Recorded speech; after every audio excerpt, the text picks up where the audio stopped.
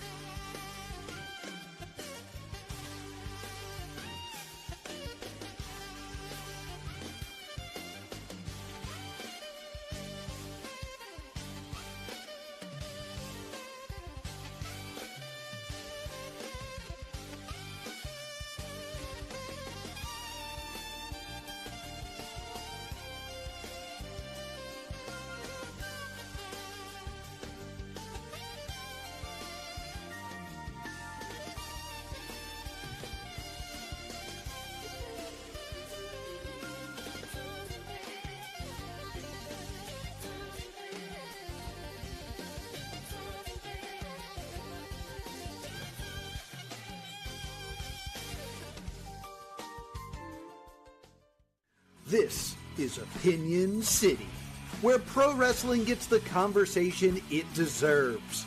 Real voices, real opinions, live every Sunday. All right, we are back. Welcome to a brand new episode of the Opinion City podcast. He's Parmesan, I'm King Ralph, and we are excited to be here on WrestleMania Sunday. Happy WrestleMania Sunday to those of you out there. Sunday. Hoping that tonight's show is better than last night's. Just saying. Not get into that. But we're very excited for today's episode. We've got a lot of great things to discuss with our guest today, Sean. Tell us about our guest and their top five. We're super excited to hear. We have Allison Red coming on the show and hit her top five. But her top five is top five Disney/Pixar movies. Oh, all right. Very exciting. We'll definitely stay tuned to the top five at the end of the episode for that. Also, stay tuned to the end of the episode as we have a special announcement, a programming announcement that you are not going to want to miss. We're super excited about that. Before we get rolling here, we want to thank our sponsor, Jim Murray, author of The Chase, a wrestling story. We'll tell you a little bit more about that later, and we'll get into that a little bit more later, but you can find a link down in the description to purchase that book and check out the rest of Jim's work. So we thank Jim for being a sponsor. And with that said, Sean, let's not waste any more time. Let's bring her in. Let's do it. Allison Red, what is going on? Hey. Not much right now. How about you guys? Listen, I'm just doing a podcast here. Nothing, nothing special. Just hanging out, chilling. That's what I do. Nothing spectacular. Yeah, it's just having a good time. You are currently in a motor vehicle. I am. As we discussed earlier, this will be we believe our second motor vehicle interview. Yeah. So we're getting to be pros at it. Yeah. Well, I almost forgot Mike Skyros, so that's three. Oh, three. Mike Skyros. Yes, that's right. Yes. Mike Skyros was in the car. That was a fun interview too. Yeah. All right. Well, listen, great things happen in threes. So there you go. All right. So let's just start right off the bat in your own words. Tell us just who is Allison Red?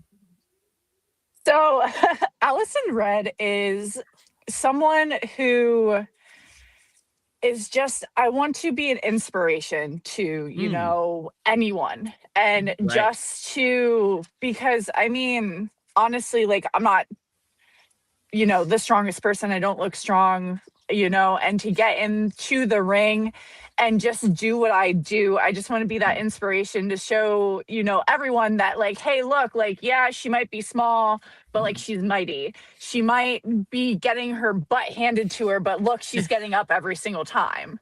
Yeah. Mm-hmm. Awesome. Love that. Now, take us back to the very beginning. What first drew you into professional wrestling, and when did you know this was something that you really wanted to pursue? So I want to say maybe about 2 years ago, I went to go see AXW for the first time. And I was watching it, and just it was just kind of a spur of the moment thing, because Brad knows Matt Quay. So he was like, oh, well, let's go see my buddy. And I was like, okay. Sorry, we're having technical difficulties right now. Uh-oh. Everything all right? Can you guys hear me? Yeah. Yeah, we can hear you. Nope, now we lost you. And your picture's frozen. And alrighty. We love the car rides. Yeah, car rides.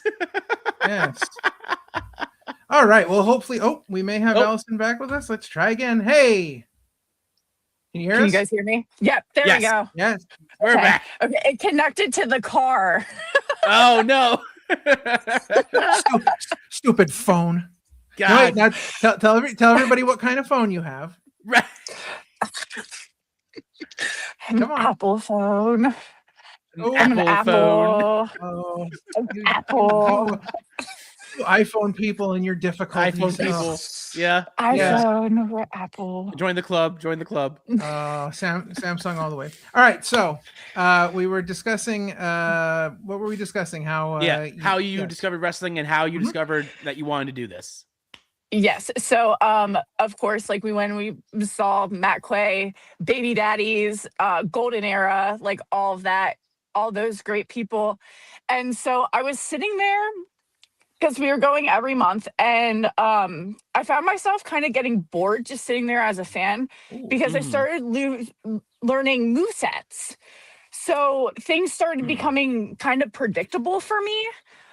In the sense that I was starting to learn that and didn't realize it at the time. But then Mary Beth came out and I fell in love with what she was doing. I fell in love with her as a manager and being that like person that you just love to hate. Right. And so because of that, I was like, okay, I kind of want to get into that. So then Scarlett Joe, who is like my best friend, she started taking me to other she was like, well, we're gonna go explore, so let's go explore. So she started taking me to other companies like 3LW, and through that I just found a new love for wrestling because of course when you're younger you watch it. I remember doing suplexes to my cousins on the sofas downstairs and stuff like that. So all right. Well, you mentioned 3LW. So tell us what training was like for you. Who kind of helped shape your foundation and maybe what those like early days were like for you? Oh my gosh. So Hawthorne, Zoe Cannon, and of course, Jesus Rodriguez, my trainer, really shaped everything. And it was a lot of so like I have anxiety, so it was a lot of trying to get out of my head and just saying fuck it. That was like the biggest thing was just like fuck it. And still to this day it's still trying to get out of my head, but yeah, just kind of, oh my gosh, I remember them telling me that after the first day, be prepared. The day afterwards isn't going to hurt, but then the day after that, you're going to feel everything. You get a 1 day reprieve and then the pain comes in. Right. Yeah. Oh, well, yeah. That's gonna make a great clip, by the way. You know, the best thing was fuck it. Like that's gonna make a great clip. Fuck it. Chuck it in the fucking bucket is what we always say. Oh, nice. There you go. Wow. Even better. Even better. Wow. Oh my. Okay, so let's talk a little bit about the Allison Red persona. How did that all kind of come together? Was it something that developed naturally over time, or did you like sit down and deliberately construct this idea of Allison Red? So, I actually went to Tennessee with Scarlett, and we were in a bar, and I had drunkenly said, because I'm a very big Disney fan, clearly. So I was like, what if I do a Disney princess? And then I was sitting there and I went, what about Red Riding Hood? And so that like sparked something, but I completely forgot about it, of course. And went to training one day and they were asking me about like if I had ever thought, and Zoe Cannon was like, well, I could see you being Red Riding Hood. I was like, ooh, so I kind of like that. So I work with children. So I wanted to do something that they would be able to not only connect with, but like everybody kind of knew who I was, and everybody could connect to it. Absolutely. Now, Allison Red sort of carries a very calculated, commanding presence. How much of that is character and how much of that is actually just you? So, of course, it's like 50-50. Like when I'm Allison Red, I tend to, oh my gosh, like I am probably 50 times or not even more than like my personality is just so big, and I try to make it even bigger when I'm Allison. So commanding the ring and, on the outside, or if I'm inside, which I need a little bit more help on, but just trying to bring that out is just, It's like 50-50. I like that answer. I mean, they do say that, the best characters are just turned up versions of ourselves. So that makes a lot of sense. Now, you've also stepped into the ring in the wrestling world as an authority figure and some authority figure roles. So what kind of drew you to that side of the business, and what's that been like for you? So getting into the ring. Yeah. So basically I took a bump. I went in as wanting to be a manager, took a bump and fell in love and was like, I actually have to do this. Like, I need to be the person inside of the ring. And once again, I was just like, being the inspiration is like my major thing. But when Allison Red is heel, she wants power. That's all she wants. She just she wants to be on top. She's your queen. She's, you're going to bow down to her and she's going to do anything and everything in her power to make you bow. Oh, wow. My. Okay. Wow. Yeah. Yeah. Now, that's with that being said, if you had to pick one for the rest of your career, which are you going to be, a heel or a face? Ooh. Oh, heel all the way. All the way? Heel comes so much easier to me. I don't know why. But being like a baby face is to me is like harder. Yes.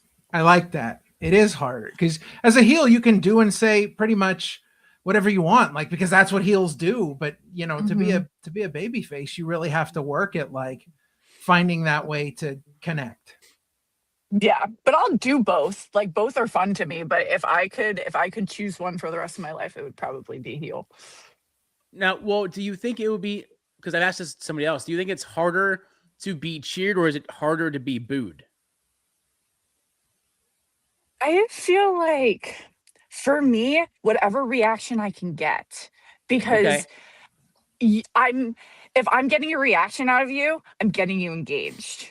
So if I can get you to cheer for me, that means you're like watching me. If I can get you to boo for me, that still means you're watching me. So to me, it doesn't really matter as long as I get the reaction.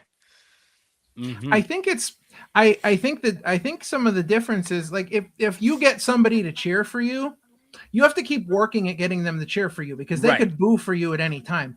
If they boo you, that's pretty much it. They're gonna keep booing you. Like it takes very little effort to get them to keep booing you. Yeah. So as someone who has seen things from both sides of the curtain, what is something that an average fan might not realize about what goes into putting a show together? How many people it takes. I didn't realize how many people it took to put on a production like that. Like, yes, you have the wrestlers, but then you have the sound guy, you have the camera guys, you have, all this stuff going on behind scene that I did not realize was happening. And you've been to enough companies, and seen how all that goes down. So you've gotten a really good view of, how different companies do it, but what is similar in what they have to do to put shows together. Yeah. Yeah, it's just, So, sorry, what was the question again in my brain? we were just talking about what, listen, I understand that fully. As someone who has ADHD, I get the whole mental block thing. I understand. Listen, I've had 5 concussions. I understand what like your brain going crazy to. Now we're talking about what fans might not know about what goes into putting a show together. Yeah. Sorry, people like walked by and I went like, ooh, birdie. That's what. Oh wow. Understood. Ooh. Wow, that's gonna be the new catchphrase on the show when you're distracted about something like, oh, birdie. I'll just do that like randomly in the middle of the show. Ooh, birdie. What's that? What happened? Birdie. That's funny. All right. Yeah. Now, walk us through, say, your pre-match routine. What does Allison Red look like in the moments before she goes through that curtain and ready for a match? So I always tell people when the hood goes up, don't talk to me. Oh no. As soon as I put the hood up, that is like game time. Like I am in my zone and I'm focusing. That's right. And I'm listening, like, I'm listening to the fans like gauging stuff. But usually I just kind of like, just shake it out. That's like my thing is I'll hop up and down and I'll shake it out. And as soon as my music hits, it's game on. Wow. I can see it now. Hood goes up, mouth goes shut. Right. Yeah, I had somebody one time, it was kind of funny. He peeked under the hood and went, "Good luck." And he said the look I gave him was hilarious. Oh boy. It was probably like a death stare, like, why are you talking to me? The evil I said go away. Oh yes. boy. Oh yeah. It was great. I don't remember it. I remember him saying good luck, but he was just like the facial expression you gave me. I was just so like, You were so in the zone. You're like, I don't care. I'm ready to go out in the ring. my game face Don't bother me. Yep. Wow. I had my game face on. All right, so let's take a look at this. Is an interesting question because we've gotten a number of answers from people, and it's always interesting to see how people view wrestling and wrestlers. But if you could step into the ring with anyone from any era, who would you pick and why? Ooh. I said, There's a lot of people to choose I from. have to go with, honestly, if I could step into the ring with anybody, would be Raquel. Ooh. Okay. Ooh, nice. Interesting. Okay. Like And that. Go ahead. Sorry. Well, what is the reasoning for Raquel? So I said this last night. I was like, that would be my dream match, is just to step into a ring with her, just because she's such a powerhouse. Right. And that's like something I want to try to be. And just to step into the ring with just such a powerhouse, I feel like would be just amazing. Absolutely. Now, who are some other people, maybe wrestlers, trainers, mentors, who have had the biggest impact on your development, both in and out of the ring? Well, of course, like Jesus has had such a big impact on everything and anything that I do. He's been one of like my biggest supporters. Also right now, one of like my biggest supporters is Draven Blaze has been such like a really, really big person. Also Miguel has been a big supporter of me also, and just everybody that like kind of in those organizations have helped me in any way that they can. Just with support and being like, hey, if you ever need anything, please like message us. Please let us know what you need. If you need to bounce ideas off of us, like, we're here. Wow, that's cool. Yeah. So what would you say has been the biggest challenge that you've faced in your wrestling career so far? And maybe what did you learn from that? Getting out of my own head. That is one of like the biggest things, is trying to get out of my own head. And once again, it's just kind of like what I found kind of helps me is just realizing and being in the moment. Like, hey, look, I know I'm nervous, but I'm here. Let's go out. Let's show them what I can do. Or like in practice, you know what? It's just fuck it. I know I'm safe with the people I'm training with. And if anything were to happen, I know they know what to do if that were to happen. So just having like that comfort and just being in the moment and just being like, we're here. Let's go show them what we can do. And just going out there. Now, you say get in your own head. What exactly does that entail? Like, do you just have doubts every time you go to the ring? Do you have doubts every time you walk through the curtain? Is it just like always these like creeping doubts that like come through before you do anything that involves wrestling?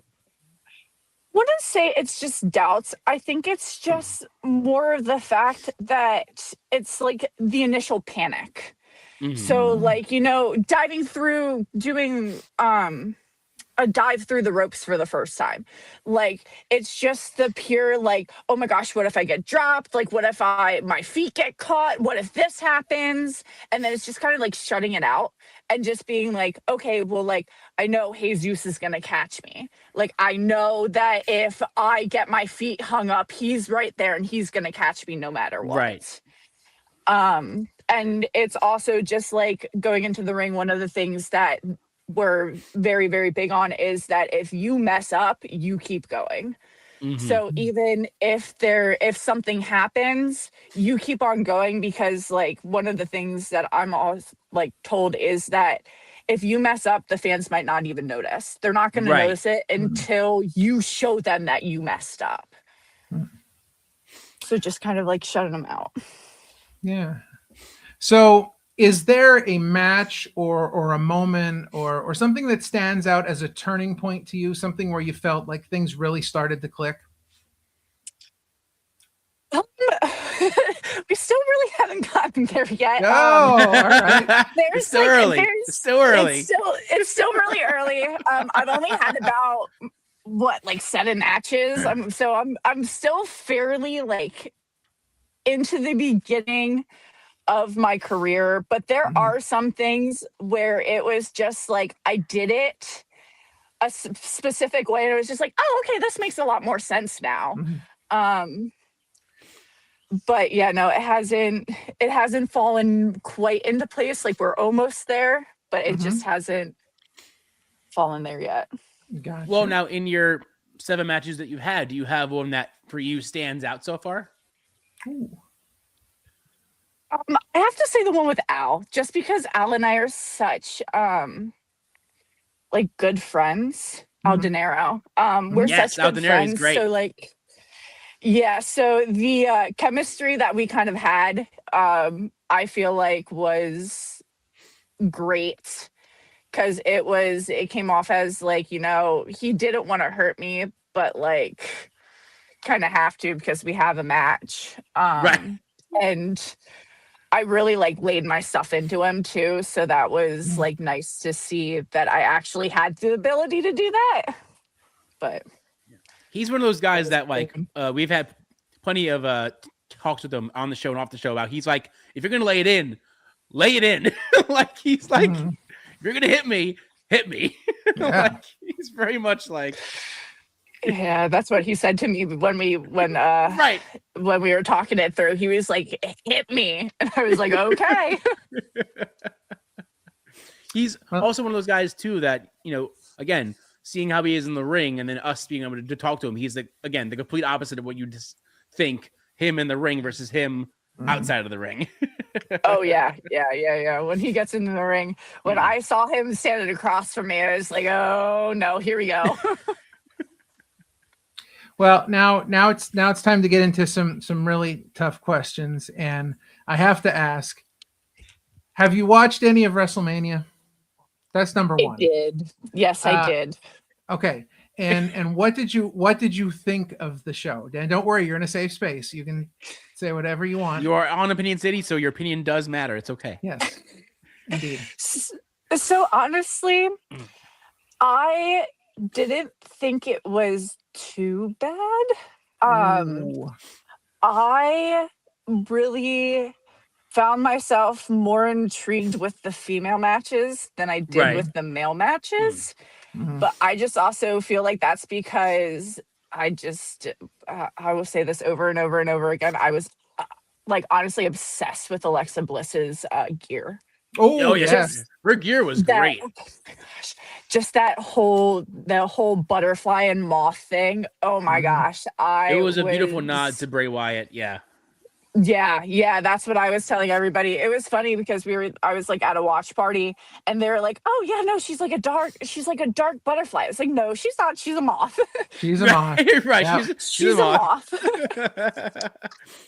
Yeah, and like I was telling Ralph earlier off the air, I didn't notice it until he sent me the photo, but the back of the wings say "always together" in the middle over and over again. I was like, that's a cool little nod. Yeah, that's a cool little nod. Yeah, that was cool. But yeah, now here's another question: did you feel like for the whole, for all the matches that they had, that they maybe the female matches were a little bit too short because I felt like both matches, it was like they had just got things rolling and then they ended both matches like that.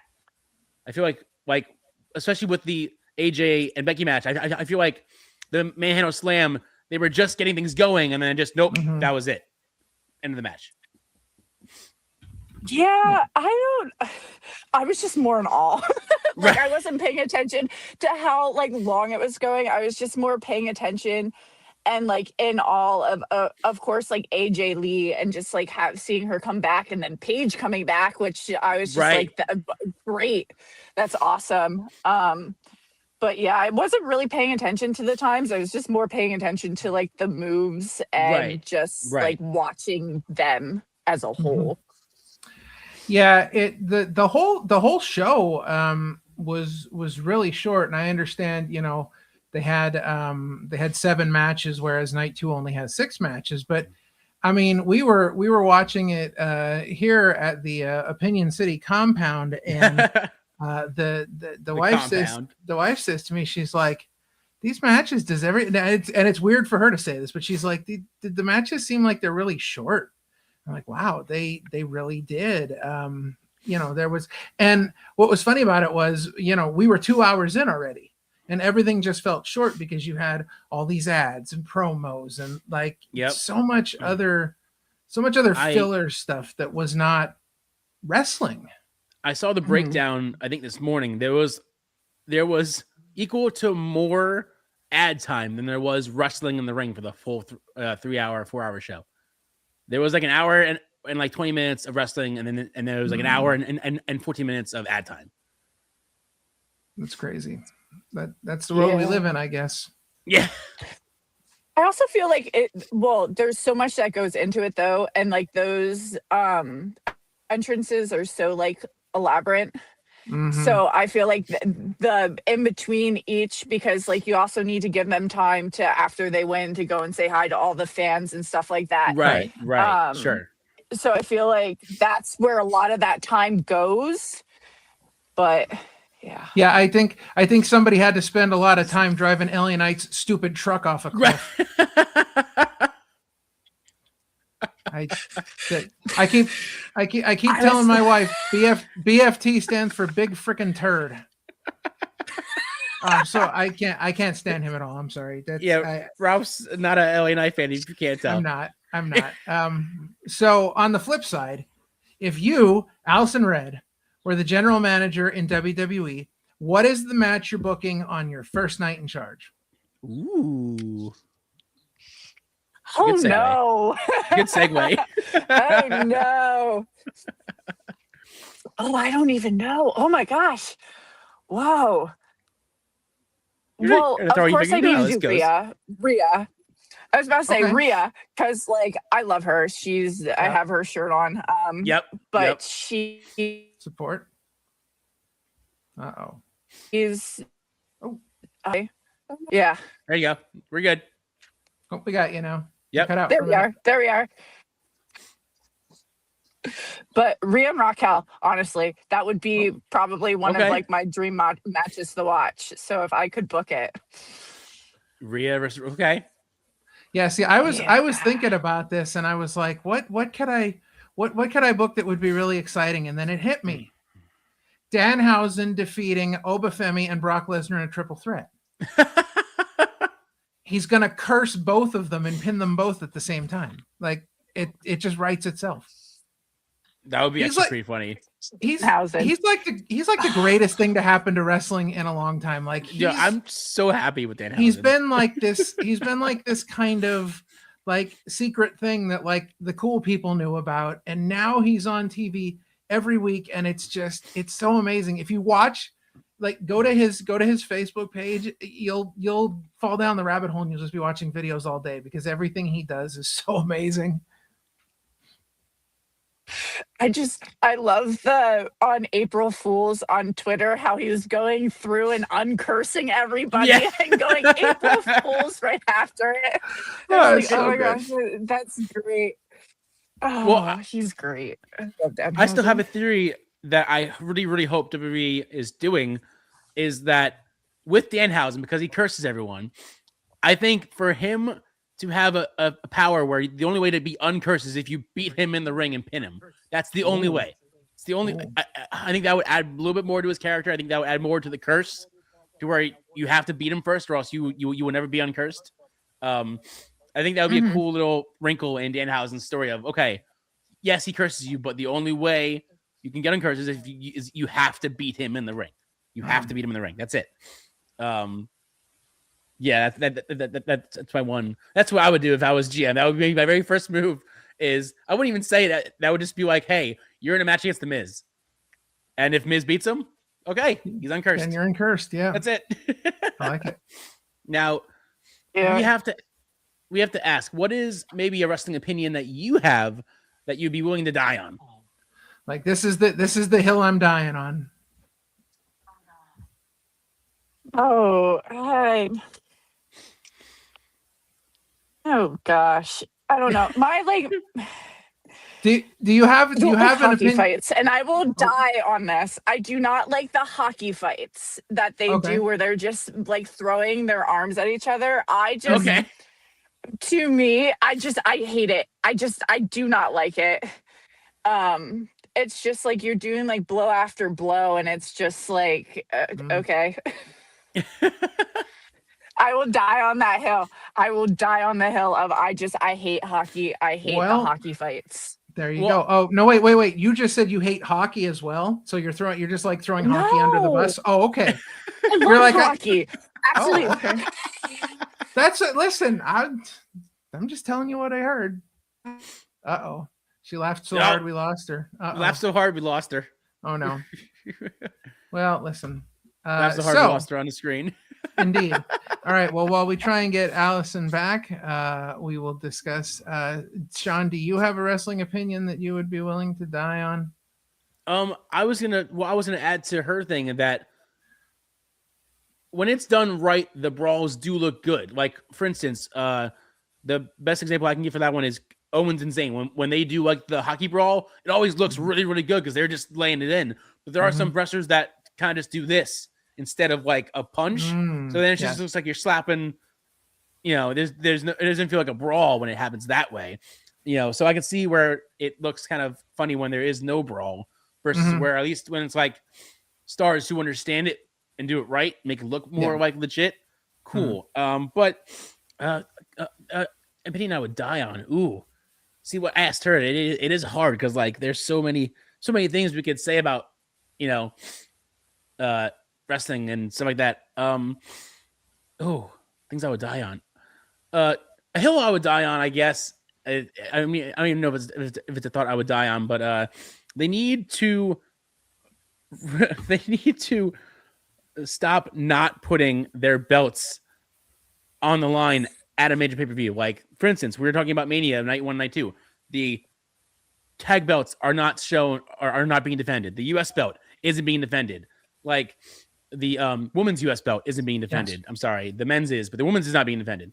These SmackDown tag titles weren't defended. The Raw tag titles weren't defended. Like, you have all these belts that you say are prestigious, but then you don't defend them on major shows. Yeah, that's. I think my opinion would be very much along the lines of that, where, listen, if you're a champion, you wear the belt to the ring. You don't carry it around like it's an accessory or, something you picked up off the ground. Like, look, Mom, you followed me home. Can I keep it? Like, you wear the belt. I'm sorry. That drives me insane. All right. Well, Allison has returned.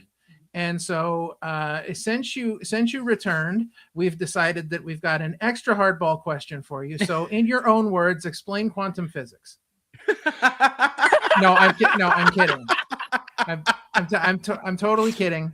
So you sort of laughed yourself off the screen before, but what is something people would be surprised to learn about you outside of the ring? Let's go with that one. Oh, surprised to learn about me outside of the ring. Mm-hmm. Oh. I feel like it was. Oh my goodness. Maybe we should have gone with quantum physics. Right. Yeah, quantum quantum physics probably would have been easier. No, I guess like, oh my. Let's narrow this down a little bit. Kind of like life. Right. Okay, so but what being in the ring is. Well, do you do anything besides, the wrestling? Like, what kind of hobbies do you have? Let's see if we can figure this out. Well, I guess like the one thing, I love being outdoors. That is like my thing. Is I love being outside. Any chance I get, I'm hiking. I'm, reading a book or taking the dog for a walk. Like I'm just outside, have the windows open, listening to the birds and stuff like that. Oh, birdie. Yeah. Oh, birdie. Yeah. Okay. So being outside, that sounds fun. Are you like a sports enthusiast? Do you do like extreme sports like disc golf or parkour or unicycling? I'm not sure. We do disc golf. I don't go out, so. Oh, really? Yeah. Seriously? All right. We disc golf, yeah. Wow. Awesome. I'm not any good at it. But okay. All right. Okay. Well, there you go. All right. Yeah. I was gonna say that one's a complicated one. I don't see how people get good at that. It seems to me like every time you throw one of those, it's like 90% chance. Oh yeah. Yeah, it also like you also have to look at like the calculation of it though too. Is like it's when you in terms of when you throw the disc in terms to your body.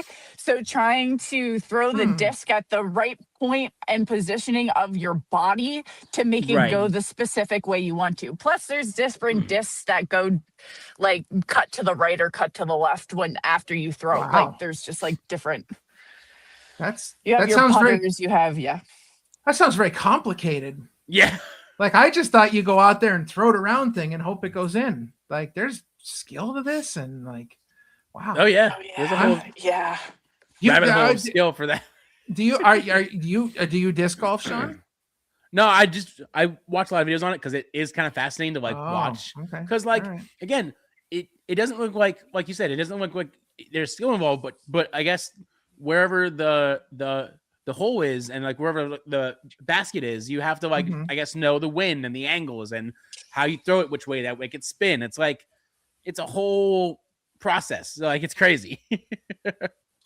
Yeah, and then you can't step out of the box. It's like a whole thing. Oh, there's so many rules. Yeah, that does not sound fun at all. All right, let's try this. Let's try this one. What kind of music do you listen to?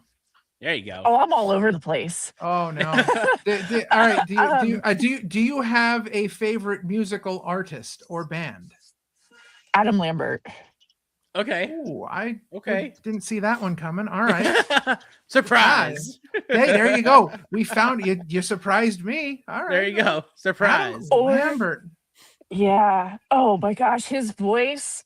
I could just get lost in his voice. Oh, I see. Okay. All right. Now I get it. Yep. That and Autumn Kings. Autumn Kings is a really good one. Like if I'm in the back and I have headphones in, that's probably one of the bands I'm listening to. Really? Gotcha. Okay. Gotcha. All righty. Yeah. Okay. Yeah. All right. I forgot. I totally forgot what I was going to say. Got nothing. All right. All right. Nothing. Anyway, I got nothing. All right, here's one for you. Again, you're still early on in the career, but I think this question could still apply. If you could go back and give yourself one piece of advice on day one of training, what would it be?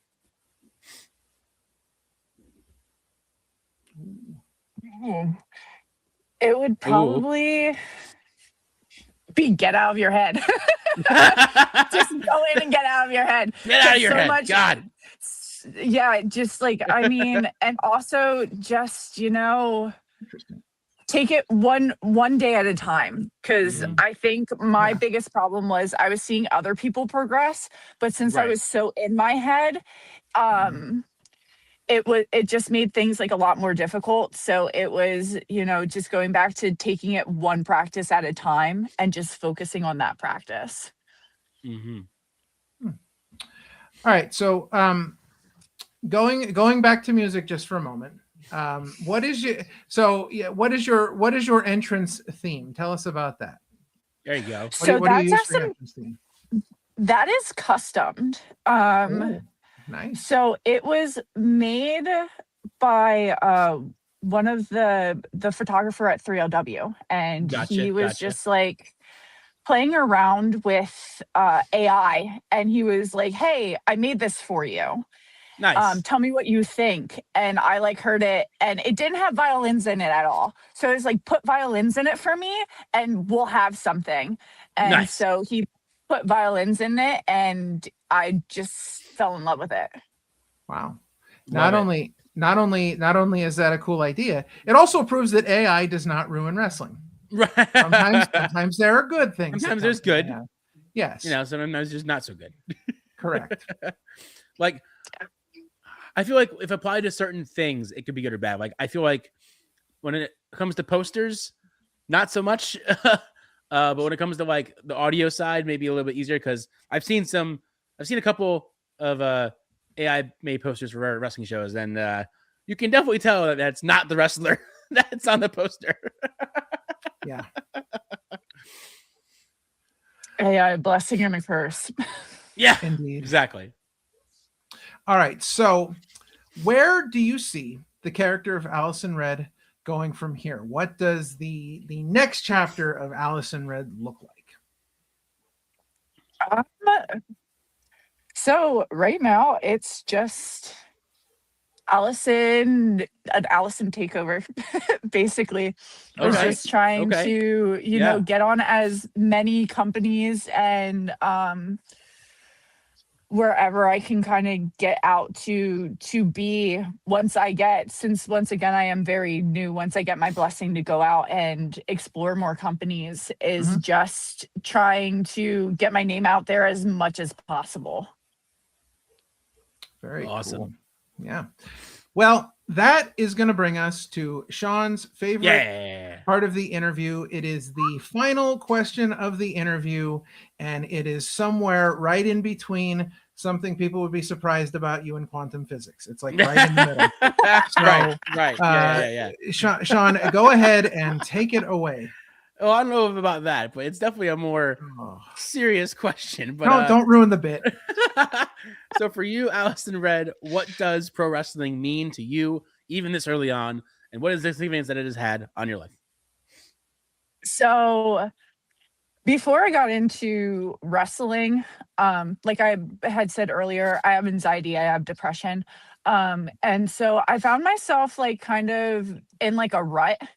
And so when I started training, I got out of the rut. So it gave me kind of like a purpose. It gave me something to do. And like my grandmother used to always tell me all the time, she was like, when you did not go into something that was like musical theater, and you just kind of like stopped, she was like, it really surprised me. And she was like, because you're always a performer, you always love being in front of people, you always, love bringing joy to people. And I feel like I kind of lost that. And with wrestling, I found that again. All right. Very, very cool answer. Love that. Yeah. Yes.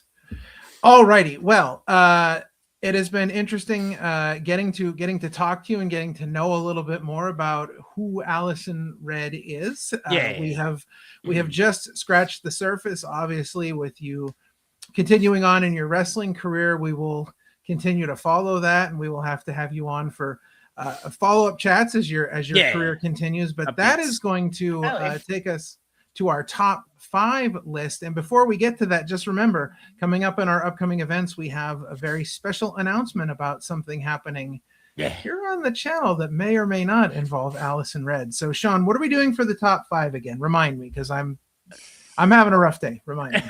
We're all having a rough mental day. No, we're doing top 5 Disney/Pixar movies.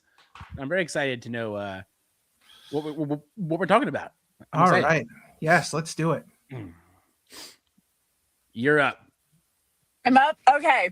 Yep. So I do just want to preference that I love all of the older movies. Okay. Okay.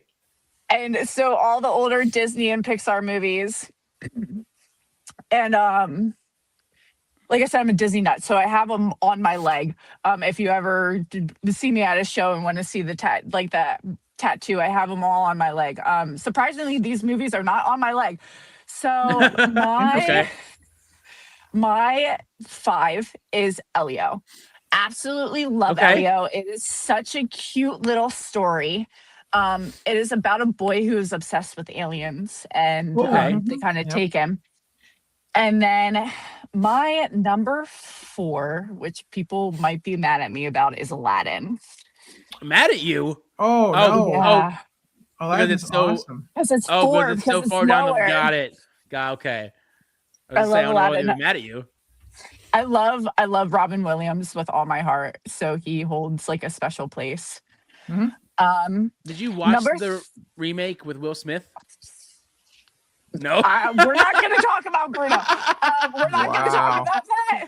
I do not like the live actions. Okay, I am not a big fan of the live actions. Okay, especially Mulan. They took that and went so far with it. I was so mad when they didn't have Mushu. Disney executives, if you're listening, we did not like Mulan. Out.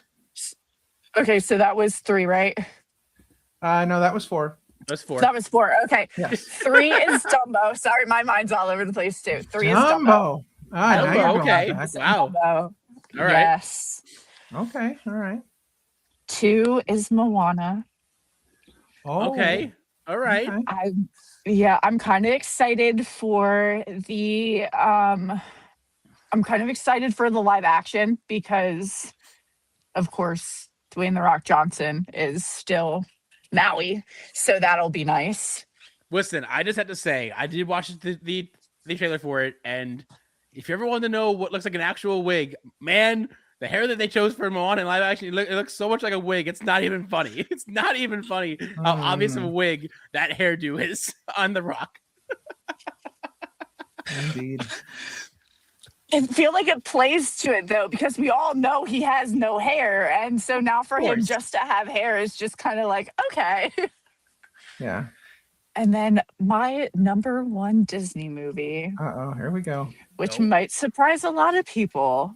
Is actually Tangled. Tangled? Really? Wow. Yeah. Interesting. Okay. Any specific reason why that one stood out to you? I think it is just because I love the music. I love being able to, like, Mother Knows Best. I love singing that song, and just the animations in it, also with like the where the lanterns are floating up and everything is just spectacular, just like amazing. So I just want to say, how dare you not put Frozen on your list? I'm just saying. Sorry. No, you don't. You don't look sorry. That's what I'm saying. Like, you don't look sorry. If we were doing characters, Olaf would have been on there. But got it. Okay. I just couldn't get behind the Frozen aspect. Wow.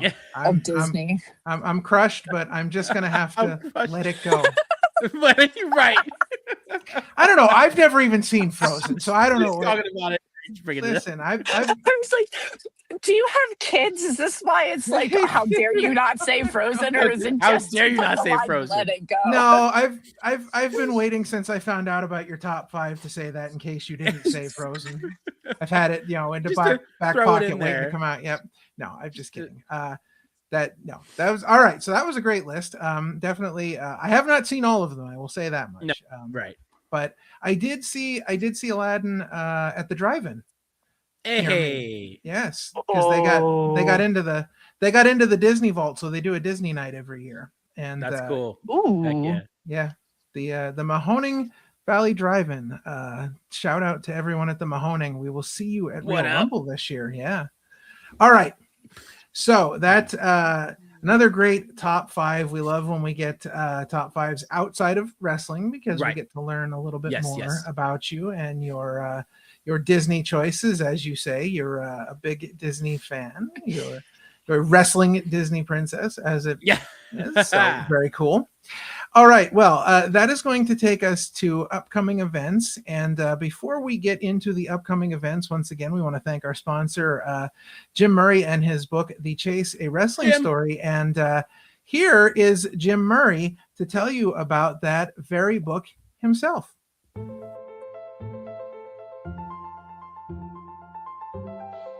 When you look across the omniverse, there's an infinite number of worlds to explore. There's universes that are entertaining. There's universes that are elite. There's universes full of non-stop action. But I bet you didn't know that there's a whole other universe out there, man. There's a whole other frontier. And in 2026, there's been a brand new Big Bang, brother. Witness the birth of the universe of professional wrestling. And the first celestial body in this universe is right here, man. This is the Chase, a wrestling story. You see, for the last 8 months, Jim Murray's been hanging and banging on his laptop, cracking out the great American novel. And now it's all come to fruition right here, man. We got 230 pages of post-binding action. We got triumphs, tragedies, betrayals, victories, and everything in between, man. And it's all right here for you, brother. For 40 years, you've been asked the question, what you gonna do? Well, I'm gonna tell you what you're gonna do. You're gonna buy this book, brother. And the Chase and Jim Murray and the universe of professional wrestling, it's gonna run wild on you.